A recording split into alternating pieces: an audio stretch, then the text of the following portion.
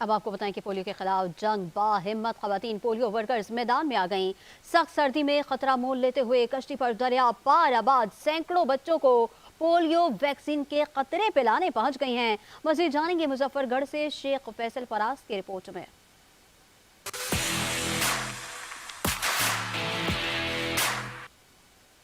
محکمہ فرائض اپنی جگہ، بچوں کو پولیو سے محفوظ رکھنے کا عزم ان باہمت اور بابلند حوصلہ خواتین کے راستے میں رکاوٹ نہیں بنا۔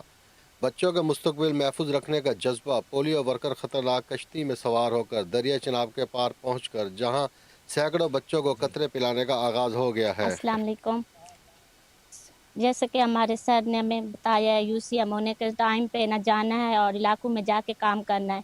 ہم کچے علاقے کے لوگ ہیں، ہمیں گھر سے 9 بجے نکلتے ہیں، گھروں میں جاتے ہیں، وہاں 5 سال تک بچے کو قطرے پلاتے ہیں، اور کم عمر بچوں کو جن کو حفاظتی ٹیکوں کی خوراک نہیں ملی ان کے بارے میں بھی ان سے پوچھتے ہیں، اور ان کو ویکسینیشن اگر جن کی نہیں کی گئی ہے ان کی لکھتے ہیں اور سر کو آ کے بتاتے ہیں کہ یہ 0 ڈوز بچی ہے، ان کی ویکسینیشن کروانی ہے۔ اور 4 روزہ پولیو مہم کا آغاز ہو گیا ہے۔ مظفر گڑھ میں پولیو مہم کے دوران 8,49,423 بچوں کو قطرے پلائے جائیں گے۔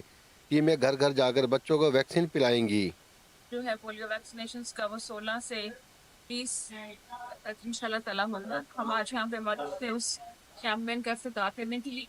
مظفر گڑھ میں 8.5 لاکھ کے قریب بچوں کی آبادی ہے جس کو ہم نے انشاءاللہ ویکسینیٹ کرنا ہے، اور 4 دنوں میں انشاءاللہ تعالیٰ ساری آبادی کور کرنے کی کوشش کر رہے ہیں۔ بس اسی دعا کے ساتھ آج اس کا افتتاح کیا کہ بہت جلد ہم پاکستان کو پولیو فری کریں گے انشاءاللہ۔